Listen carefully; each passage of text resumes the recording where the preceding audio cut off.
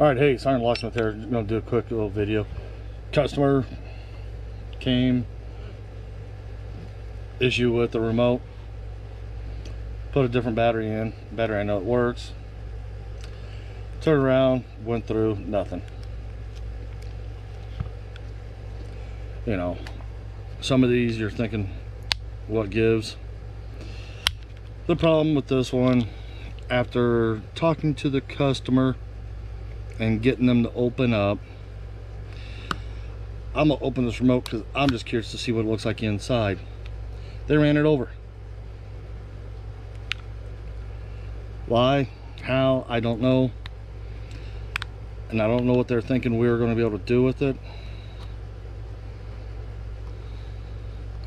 We turned around and gave them a different remote, programmed, got everything working for it. They're happy, they're on the road. But always make sure you have some way to check and verify.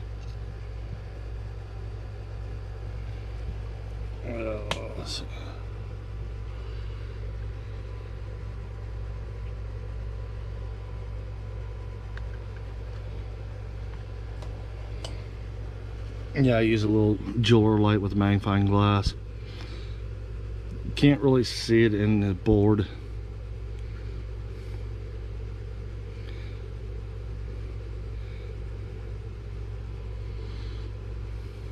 But you can have a slight hint of burnt wiring. But we all get the little fun ones, and fun jobs they are. All I can say is customer was happy. We turned around, helped them out, got them back going. This will be another one we add to the collection. Or we've got a little side thing going where we're going to turn around and take all the remotes that we do, and we're going to start building them into a countertop